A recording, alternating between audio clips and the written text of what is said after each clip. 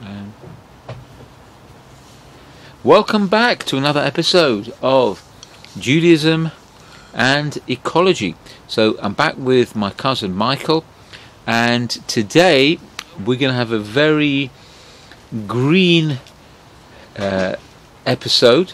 Michael, can you just fill us in with what you're going to be talking about today?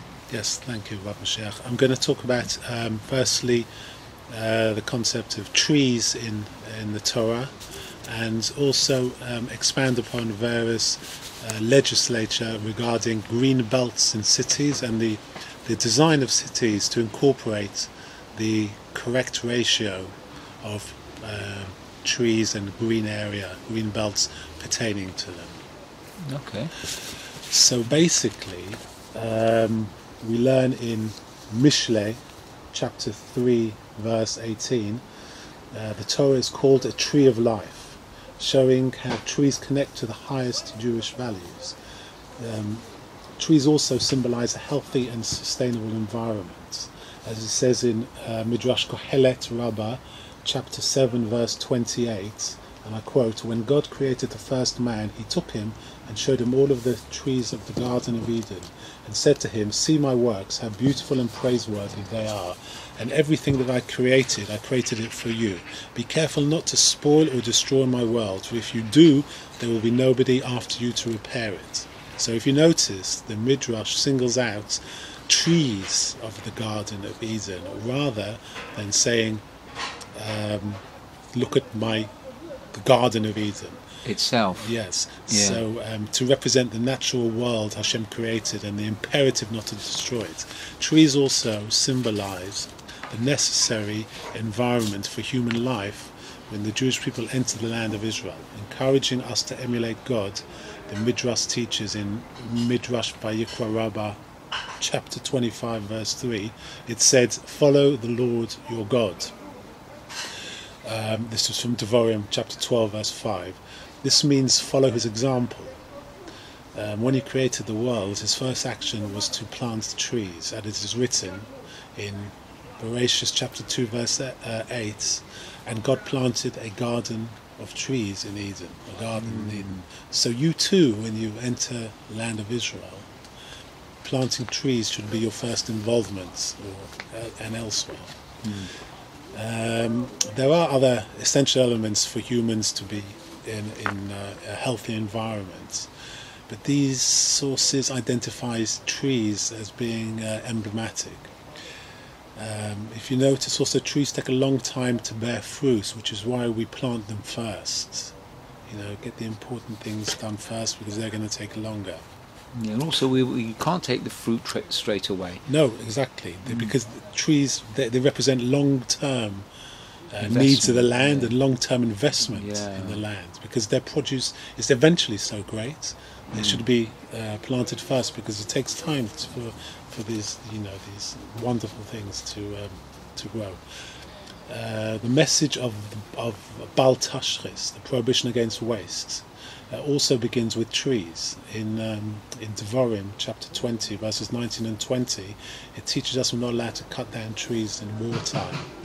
It asks, I quote, "Is the tree of the field a man to go into war or to siege with you?" Destroying trees is understood by our sages to encompass the entire range of needless destruction. This is because of what trees provide for us. They provide a huge range of services. They cost us nothing, basically. Just plant them, let them grow. Yeah. Rashi understands that verse to mean that since the tree is not an enemy, we have no right to destroy it or make it suffer. Rabbeinu Bachia, who was a Spanish rabbi from the 13th century, explains this to mean that trees are so important to people that they are compared to human beings. Which is to say, destroying these trees destroys human life, because it probably will destroy lives that depend on them if we destroy them. These sages highlight the Torah's use of trees to generate within us compassion and awareness of interdependence, both essential for living in ecological balance. In addition to this inappropriate destruction Lessons about trees also teach us proper use of resources. There is a Midrash in Tanchuma, Truma 9, that teaches us that the Bnei Israel planted saplings when they arrived in Egypt. When the Jews left Egypt, they cut these trees for use in the sanctuary of Hashem. These trees sang with joy because they were being elevated for a holy long-term purpose. We too can sanctify our resource use with holy intent. These Jewish teachings about trees apply not only to the biblical times, but also to the environmental challenges we face in the modern world. And to continue on about the sort of green belts in the Torah and the various laws relating to them. We look at the mitzvah from the Torah that helps us understand the correct and ideal balance between space for humanity, space for other creatures, animals, and space for nature. It says in Bamidbar, chapter 35, verse 2 and 3, command the Bnei Israel that they shall give to the Leviim from the heritage of their possession cities for dwelling, and open space all around the cities shall you give to the Leviim. The cities shall be theirs for dwelling, and their open spaces shall be for their animals, for their possessions, and for all the amenities of life. The following are some laws and teachings that relate to the passage I just quoted. There's a passage that says open spaces all around cities. Rashi explains this means a space, a vacant area around the city and around it, to be an aesthetic enhancement to the city. They are not permitted to build a house there, nor plant a vineyard, nor to sow any sowing. This is in Arachim, Daf 33 on the base. Rashi later explains that the prohibition against agricultural work only applies to the inner part of the green belt. In the outer part, it is permitted.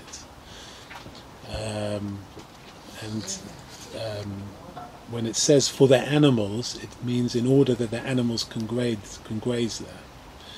In the Makot, Daf 12, Amud Aleph, it explains this phrase for all the amenities of life. It means that they were given for life but not for burial. Therefore, cemeteries were therefore established outside the boundaries of this green belt. The Rambam, Maimonides, in his Mishnah Torah, cites the tradition that the law of having an open space around the cities does not only apply to the city of the Leviim, it applies to all the cities of Israel. This is from Zeraim in Hilchos Shemitah, Yovel, Perek 13, verse 5. Mishnah 5. Mishnah 5, yeah. The cities of the Leviim therefore served as models of urban planning for all the cities of Israel. According to the urban planning of the Torah, city residents are entitled to a green belt. As the classical commentator Rashi explains, this open space is to serve as aesthetic enhancement to the city. This particular green belt therefore gives urban dwellers a connection to nature. Moreover, it brings benefits to their animals, and they can roam and they could graze there. According to the Sforno, another commentator, this open space also enables city residents to have, as I quote, beehives, dovecotes, and other such items. In one verse, it states that the length of the green belt is 1,000 cubits. Yet in the very next verse it states that the length is 2,000 cubits. How do we understand? How do we understand this? It's a contradiction. Rashi explains in his commentary on verse 4 that the entire green belt is 2,000 cubits all around, and it is divided into two circles. The verse which mentions the 1,000 cubits is referring to the inner circle. Rashi continues, the inner 1,000 are for the open space, for the beauty, the aesthetic value, the beauty, and the outer 1,000 are for fields and vineyards, therefore for agriculture. As a result, city residents not only have a connection to nature and its creatures, they also have the benefits of being able to do farming and agriculture. Now, take a case where a developer wished to buy the entire green belt and build housing or industry on it. The developer may argue that he's helping the city to grow, expanding it and perhaps giving it more inhabitants. And perhaps the city officials also felt that the sale would bring economic benefit to the city. If residents argued, however, that they should not be deprived of the beauty of the inner green belts, and moreover, their animals should not be deprived of the benefits of the roaming areas that were available in that green belt. And in addition to that, they wouldn't want to be deprived of the opportunity of farming in the outer green belts. In such a dispute, the Torah sides with the residents against the developer, as it is written in Vayikra chapter 25 verse 42, and the open country on the outskirts of their cities must not be sold, for it is an eternal heritage for them.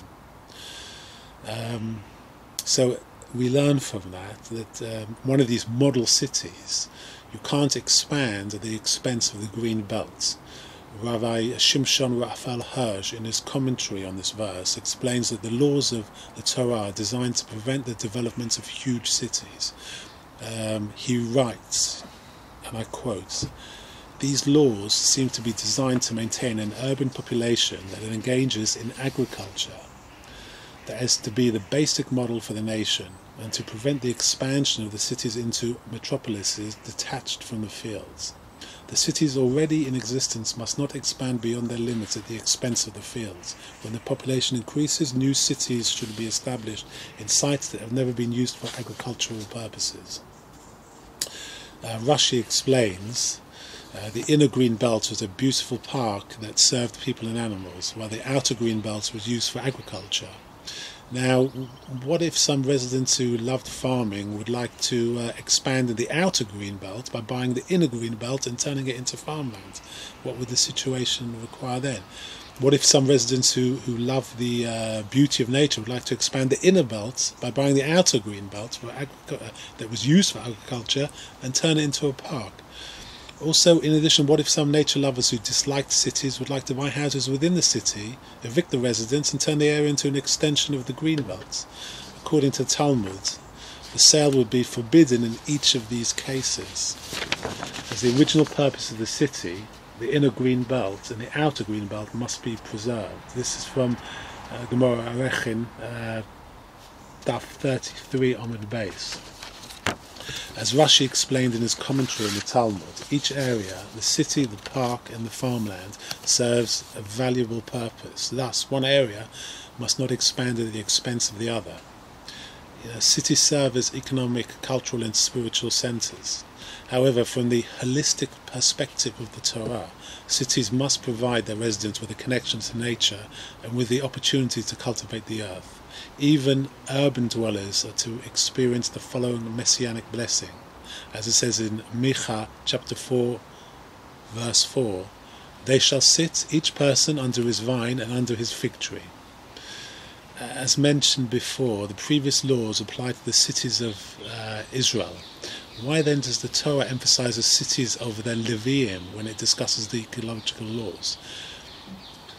We need to remember there are 12 tribes of Israel, and they're the members of the tribe of Levi, including the Kohanim, the descendants of Aaron, were appointed to serve as teachers and spiritual guides to the entire nation. They did not receive a portion in the land of Israel. Instead, they dwelt in separate cities that were to serve as centers of Torah. A reference to their special role is found in the following blessing that Moses gave to the tribe of Levi before the nation entered the promised land. As it says in Devarim chapter 33 verse 10, "They shall teach your ordinances to Yaakov and your Torah to Israel." We can now begin to understand why the Torah emphasizes the cities of the Leviim as centers of Torah for all the people. These cities were to serve as models of the holistic divine teachings, as King David stated in Tehillim chapter 19 verse 8, "Torah Hashem T'mima," the Torah of the compassionate one is holistic. Wow, that is a beautiful exposition there. Fantastic, Michael. One thing that struck me, I mean, this is not really got anything to do with anything, but the amount of research you've put into this these episodes, it's phenomenal, because you become a bit of like an armchair expert on these things. So you're not ceasing to amaze me by the length and breadth of your knowledge here. So I'm very happy that you're covering these subjects in such a way that's very clear and very down to earth. Because I think you'll agree that the subjects we're dealing with here are very, very technical. So, I mean, you've brought it down to sort of down to earth and made it very accessible for us. I've tried to make it as concise a summary as possible, and I hope this is kind of clear what I'm saying. Absolutely. And I've enjoyed doing it, so thank you very much. Fantastic, thank you so much. Okay, so if you don't, I'm just going to very quickly quote a Gemara, if you don't mind. We're going to finish with this, because if you remember, we were discussing recently where trees are mentioned in the Gemara, and we found the Gemara in Masechet Sukkah. It's Chavtet Amud Aleph, that's 29a, and it goes through the punishments that are given to the world and the universe on account of the actions of man, which I think I think this encompasses everything you've said, because really the message you've been certainly giving me personally is that what we're experiencing now is just through the actions of man, because Hashem gave us a world and man has come and as it says in the Gemara, Adam mu'ad lo'olam. Man is will harm anything. You put him. He's like an unleashed beast when it comes to certain things. The environment. You can see what it is. Of course, it's not all bad. We have done some benefit, but unfortunately, we're going to get remembered for the infidelities and the things that we've inflicted upon the environment. So, to very briefly, the Gemara says here, "Ubishvil arba dvarim ma'orot lokin." Because of 4 things, the moon and the stars will be lokin. Literally means whipped, given makot, like harmed. So, what does it mean? It actually refers to things like eclipses, or where the moon and the stars are hidden or affected in some way. So, what causes this? It says the Gemara, al kotvei plastar, on account of people who write shtarot, documents, and they make them forgeries. If you're writing some type of document, it's got to be the emet, got to be the truth. So that's one thing that causes the moon and the stars to be affected. Val meide edot sheker, and people who get up in the bet din and they commit perjury. Well, that's obvious, that one. Val megadle behema daka be'eretz Yisrael. And the third thing is because of people who raise cattle. In fact, behema daka is not cattle; it's sheep. People who raise sheep in Eretz Yisrael, which is, you would think, well, what's wrong with that? Well, it depends what you're raising it for. But this is a gezerah from the Chachamim. This is a decree from our sages, that because you have sheep in Israel, took away the topsoil. Yeah, either take away the topsoil, or they'll go and graze in somebody else's field, because this is what Avraham Avinu was so careful about. Remember, we read in when we discussed in the Torah about Avraham Avinu, he was very careful to put muzzles on his animal, and Lot was dafka not careful about this. So that's the third thing. The fourth thing, this is really what I wanted to mention. V'al kotetzei ilanot tovot.